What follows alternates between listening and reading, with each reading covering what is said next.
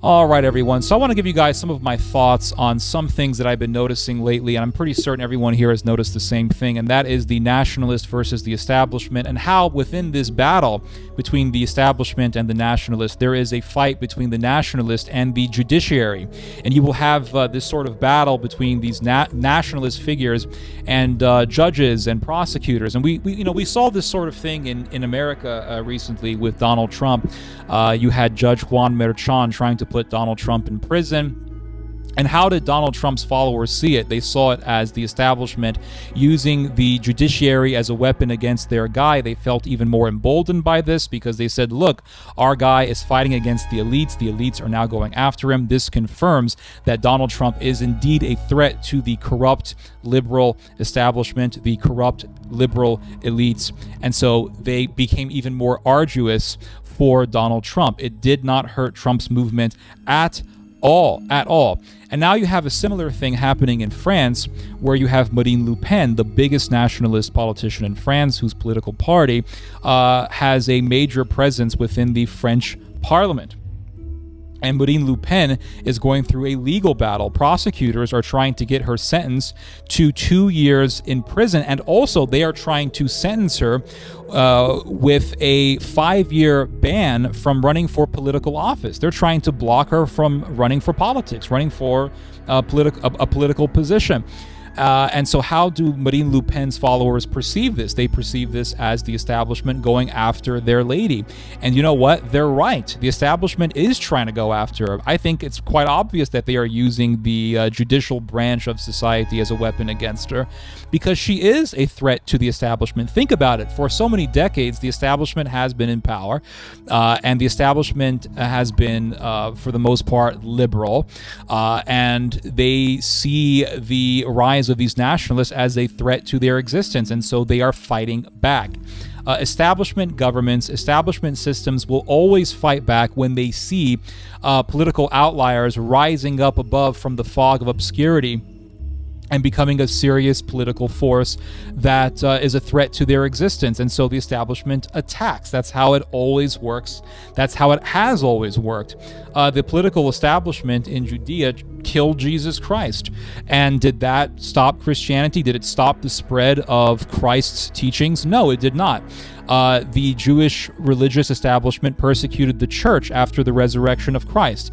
Did that stop Christianity? No, it did not. Plutarco Elias Calles in Mexico tried to ban the Catholic Church. Did that destroy the Catholic Church in Mexico? No, it did not. Plutarco Elias Calles, being a mobbish person, he said, I'm the leader of Mexico. What I say goes. I'm just going to ban it. I'm just going to ban it. I don't like the Catholic Church. I don't like the Catholic Church. I think it should not even exist in Mexico. I'm going to ban it. I'm going to ban it because I'm the boss. What I say goes. What I say goes, so I'm going to ban it. And so he banned the Catholic Church, and then you had the Cristero Revolt. The Cristero Revolt fought against the government, the anti-Catholic government, and it just kept fighting the government, and the whole thing sparked, the whole attempt to ban the Catholic Church sparked a civil war that lasted for years in Mexico. It did not destroy the Catholic Church in Mexico because the Catholic Church had been there for centuries already. And once a political movement, or once a religious movement for that matter, becomes strong enough and it becomes popular enough, you cannot legislate it out of existence. That's not how it works. But anytime you have movements rising up and they are a threat to the establishment will fight back, and it doesn't work because the movement they're trying to destroy has already grown to substantial levels. And when you persecute it, the followers and the acolytes of that movement say, look, you see, the establishment is going against us. We're the victims. They know we're right. We are on the side of truth. That's why they're attacking us. Don't worry. We will win. And so what happens is that more and more people get recruited into these movements. And it doesn't matter how radical these movements are. When enough people are dissatisfied with the state and they see how the state is reacting to rival political movements, they will join those rival political movements because they see it as the side that's winning, they see it as the growing side, and ultimately they see it as the side that is speaking the truth, because they say, why else would the government attack this movement unless what this movement is doing is based on truth. And so by attacking political movements that are very popular, it does not help you. The establishment attacks these movements thinking that they are preserving and maintaining their own power, when in reality what they're doing is actually just accelerating the process of their own demise. They are quickening their own demise because more and more people will get recruited into the movements that the establishment is attacking. That's just what happens. We saw this in Germany before Hitler took power. So, for example, and also in Austria as well, because before Hitler took power and before the Anschluss, Austria, the Austrian government, actually banned the Nazi Party. Did that really stop Nazism from taking over? I mean, you guys know the story. The rest is history. Hitler was an Austrian, and he eventually took over Austria. After he took over Germany, he then annexed Austria, made it a part of Germany. They revived the Reich. Banning the Nazi Party in Austria was really it was a sign of the establishment's. It was a sign that the establishment was really on its last leg. When the establishment bans movements and when it bans political parties, that is a sign not of the establishment's power, but of the end of the establishment's power, or really the coming of the end, or the beginning of the end of the establishment's power. That's what that means. When you see the establishment attacking with violence and excessiveness, that is a sign of the establishment's desperation to maintain whatever is left of its own power. And so when the Austrian government said the Nazi Party is now illegal, look, I banned it, you see, the problem is gone, that was a sign of its own weakness, not of its strength, because the Nazis only grew more and more powerful.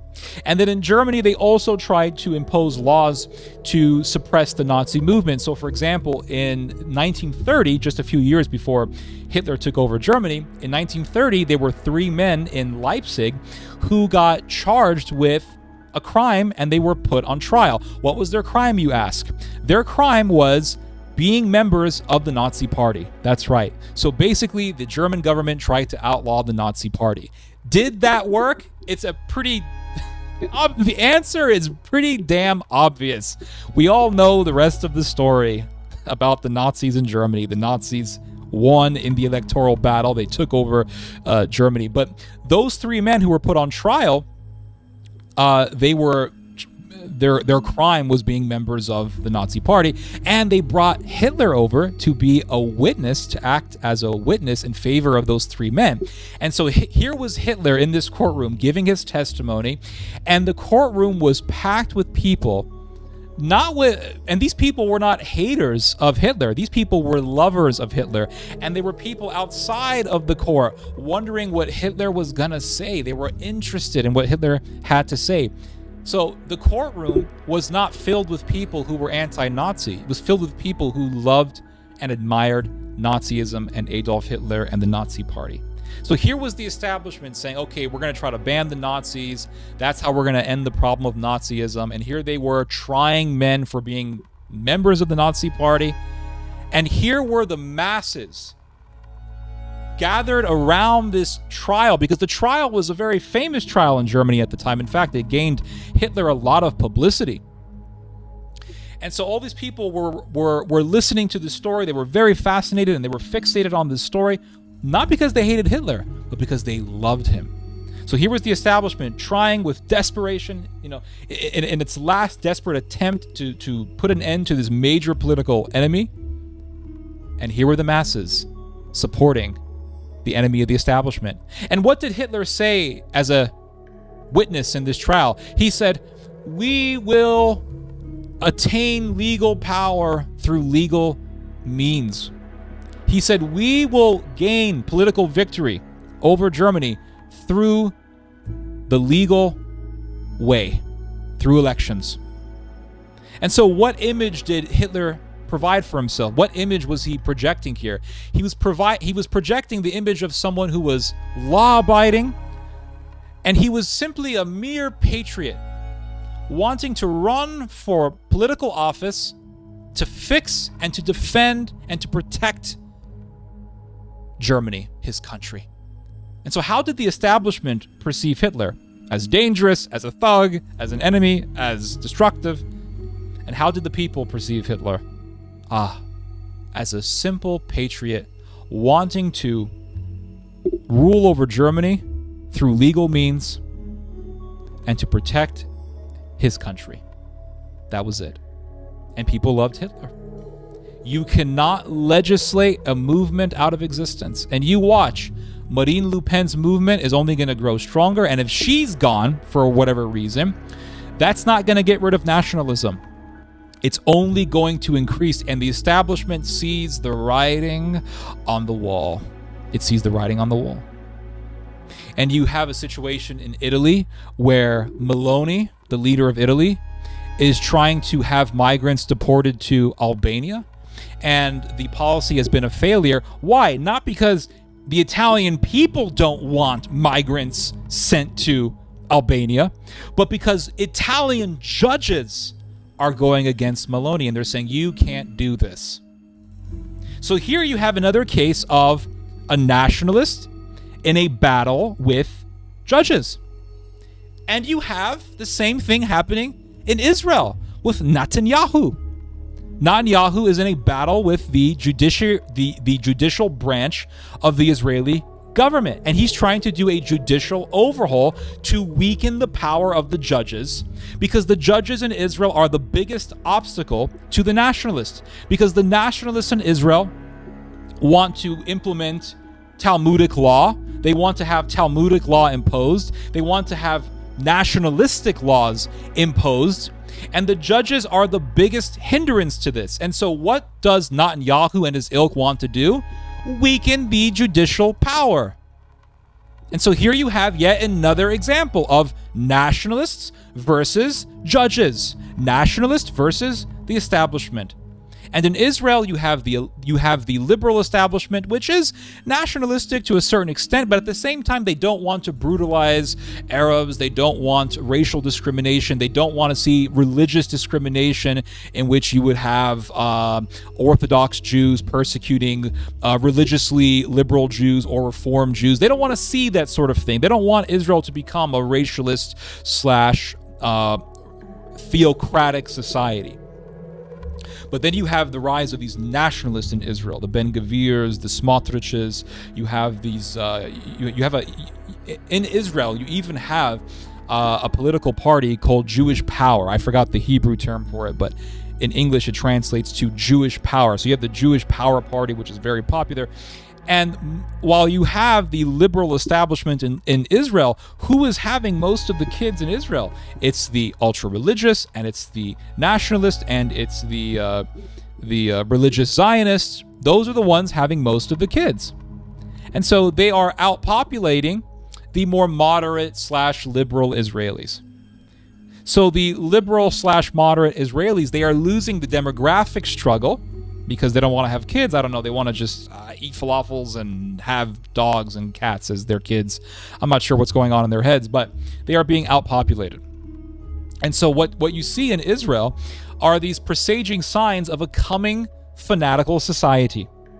And you see a similar thing happening in the Western world, where you have the nationalists rising up in popularity, and then what? The establishment is going against the nationalist, and then people look at the attack on the nationalist by the establishment and they say, oh, look, we're going to join the nationalists because, well, we hate the establishment and we're sick and tired of seeing migrants coming into our country, and we're sick and tired of mass migration. We're tired of government funds being used to subsidize migrants. We want only for our own people to have government subsidies and government welfare. And so we're going to go for the nationalists. And look, the nationalists are growing so powerful that the establishment itself is going against the nationalists. So look how weak the establishment is. Now is the time to join the nationalists. Hit the metal when it's hot, as they say. And in Israel, let's go back to Israel for a moment here. You have what? You have this initiative to put Netanyahu in prison. And what do members of the liberal media in Israel always say? What are they saying all the time? They say this every day. Netanyahu wants to continue the war because he wants the attention on Hamas and on Hezbollah, because he does not want the attention on himself, because he doesn't want to go to prison, because Netanyahu is currently in a legal battle. They're trying to They're trying to convict him of corruption. I never really seriously looked into the details of the charges that they put on him, but they're trying to put him in prison for corruption. And so the argument is, look, Netanyahu is perpetuating the war in Gaza and in Lebanon because he wants the attention on the terrorists. He doesn't want the attention to be fixated on himself because he's afraid of being found guilty, prosecuted, and put in prison. So you see these similar situations going on in various countries. France, the United States, Israel. It's a pattern. Now, there is a theory that I have. I'm not saying it's 100% true, but it is.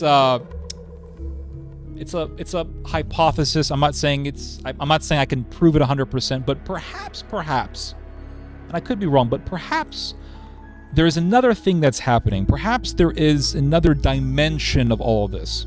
Perhaps what is happening is that the people who are in the highest echelons of power, the nameless ones, whoever they are, if they do exist,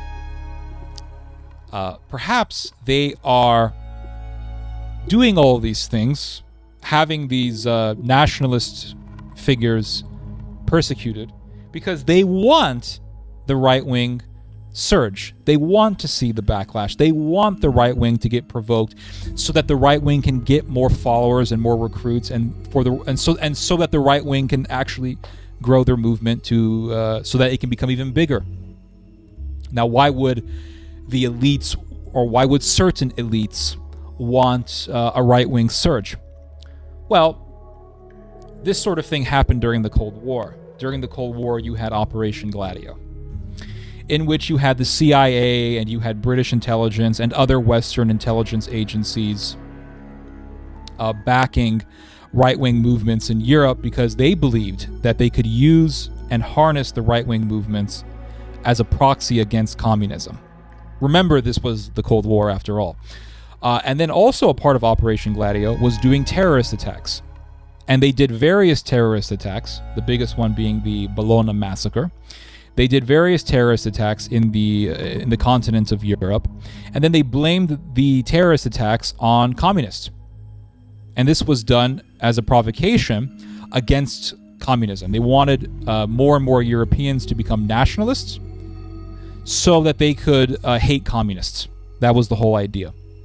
The CIA tried to implement a similar policy in the United States. It was called Operation Northwoods. It never was done because President Kennedy never signed off on it.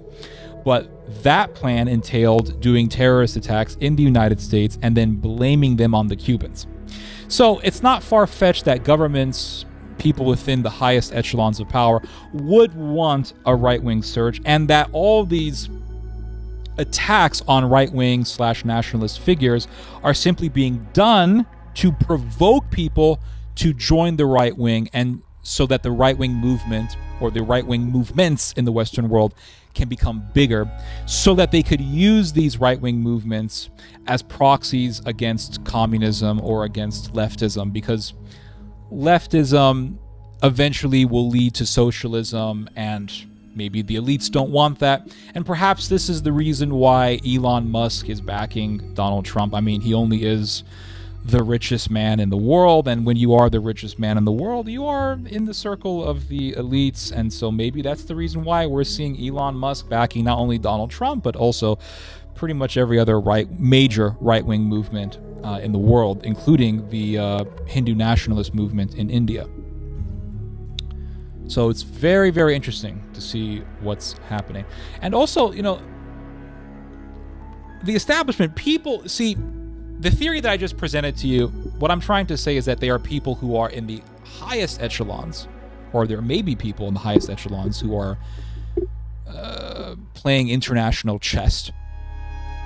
But at the same time, I think you also have politicians who have no idea what's going on, and they are a part of the establishment, and they are liberal, or they could be woke, and they don't like the right-wing surge, and so they're fighting against it.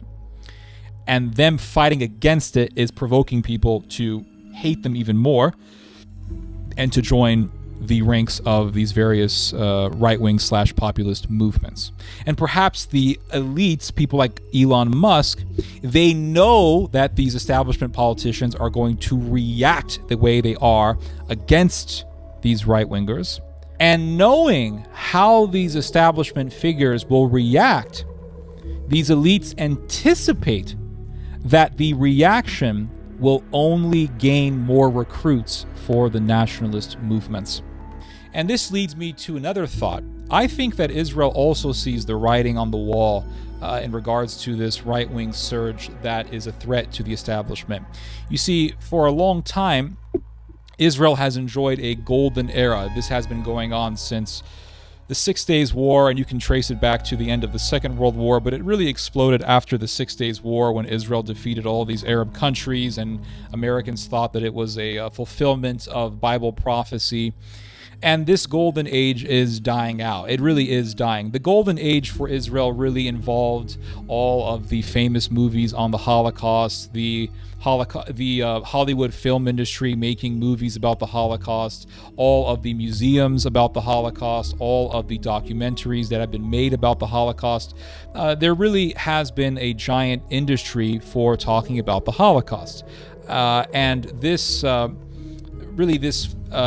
admiration for Israel and the sympathy for Israel is also declining. So the golden era of Israel is on the decline. It is crumbling as we speak, and I think Israel knows this.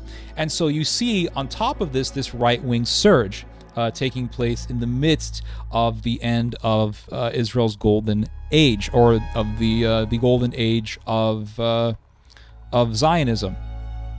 And what do we know about the history of right-wing movements in Europe?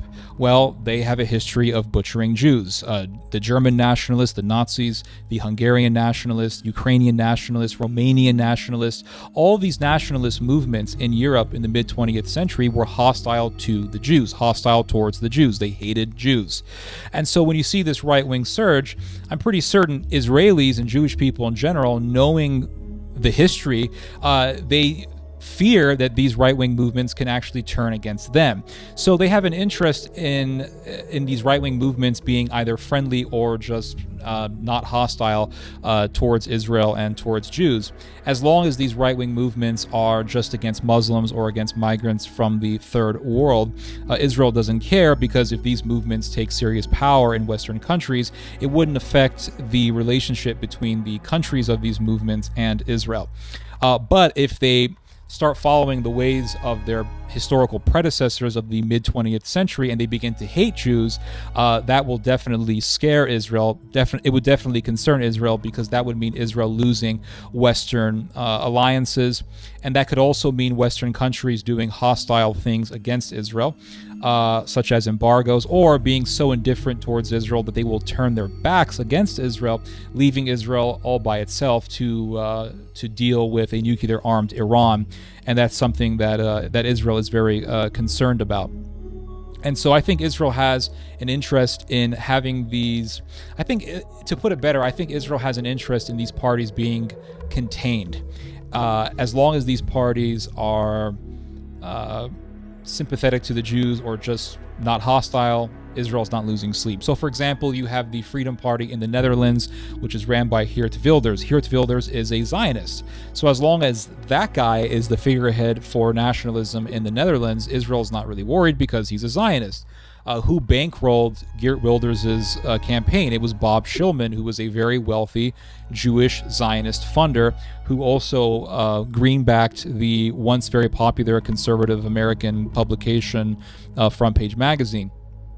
So I think Israel definitely has an interest in these parties or these movements being contained, so that they will just go against Muslims. If they're just against the Muslims, that's actually to Israel's benefit, because then if these movements take serious power, they will sympathize with Israel's tension with Iran. They will sympathize with Israel against Iran, thus not allowing any sort of prospect of Western societies becoming hostile to Jews or to Israel.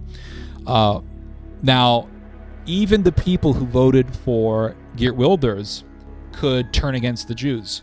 They in fact did a poll amongst voters of Geert Wilders in the Netherlands, and what they found out was that 30% of the people who voted for Geert Wilders are also very critical of Israel, and they simply voted for Geert Wilders because they think that he's going to stop mass migration. But they're critical of Israel. So even the movement of Geert Wilders, even people within the ranks of Geert Wilders' constituency have a propensity to turn against Israel. And so I think Israel is very concerned about this. Now, I can't prove this for a fact, but I suspect that given the history of the Jewish people in Europe, given the fact that they were almost exterminated by European nationalists, that they know that European nationalism has a propensity to be hostile against Jews.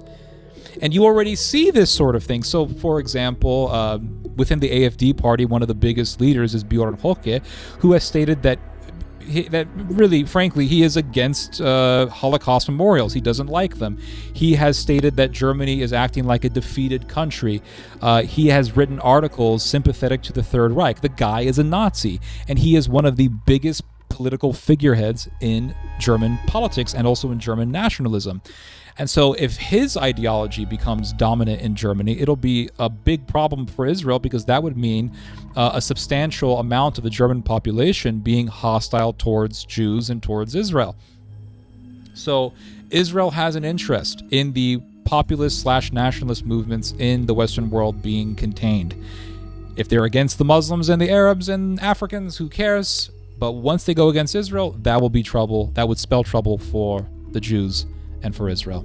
So even Israel sees the writing on the wall. Even Israel, which has enjoyed a high-ranking status amongst the global establishment, sees the writing on the wall, because if the right-wing movement becomes dominant, what will happen is that these European nationalists will say things like, well, we are nationalists and we are against migration from the third world, but being nationalists, we are also against our countries giving aid to Israel, because we believe that aid should only be given to our people and not to the Jews. And that'll spell trouble for Israel if such a way of thinking dominates various European countries, or one country for that matter. So let's say Germany becomes a Nazistic country again. I mean, what happens then? It'll be very troubling for Israel, given the fact that it was the Germans who almost exterminated all of the Jews in Europe. So it's the nationalist surge. I mean, people need to look at history. I don't know why people are looking at this right-wing surge in Europe and saying that it's a great thing. Look at the freaking history. Look at the history of European nationalism. It's ugly. It's ugly. And to ignore the rise or the revival of European nationalism is just as dangerous as ignoring the revival of Islamism or the revival of Ottoman nationalism or Turkish nationalism. The desire in Turkey to revive the Ottoman Empire, I mean, that's extremely dangerous. And you may not care, but if you were an Armenian living in Nagorno-Karabakh, or if you're an Armenian living in Armenia, you definitely would be concerned by this, because of the fact that the Armenians were almost exterminated by the Ottoman Empire. And what do you see in Turkey today? You see this aspiration to revive the Ottoman Empire. And what do you see in Europe? You see this aspiration to revive nationalism. Nationalism in Hungary, nationalism in Germany, nationalism in Sweden. It's very, very scary knowing the history. We cannot just look at history and push it aside and say, okay, history, who cares what you have to say? And this is why people always repeat history, because they ignore it or they don't give a damn. They put history aside and they place their interest as a priority over history. And that's the danger. And that's why I say the only thing that we truly learn from history is that people don't learn from history. Or really, that is one of the greatest, if not the greatest lessons of history, is that people don't learn from history. And we are seeing history rhyming, and people just don't really care so much. And Israel doesn't really care if nationalism is rising in Europe, as long as the nationalists are not against Israel or against the Jews. Hell, these nationalists could start genociding migrants and people of ethnic minority backgrounds, Israel wouldn't care because it wouldn't be Jews getting killed. Israel would say, that's fine because those people are fighting the Muslims, and as long as they're fighting Muslims or as long as they're fighting people from the third world, then they're going to sympathize with us in our struggle against Iran. And so those people would be Israel's allies. But if nationalists in Europe become hostile towards Jews in Israel, then Israel would have a problem. Because that would mean European countries, or at least one European country, going against Israel. And that could actually have a ripple effect where you would have more and more Europeans and more Westerners becoming influenced by anti-Semitic, Nazi, Hitlerian ideology. And if you have enough white people in the Western world hating Jews, then that would mean the Western world being hostile towards Israel. And something really bad could happen to Israel, such as the Western world just turning its back on Israel, leaving Israel to fend for itself against a nuclear-armed Iran. And that would be terrifying for Israel. And in such a situation, you would have the second Holocaust. So those are my thoughts on that. We are going through a transitional period right now, and we are witnessing this transition. We are witnessing the shift in the zeitgeist. Anyway, you guys just heard some theology. God bless.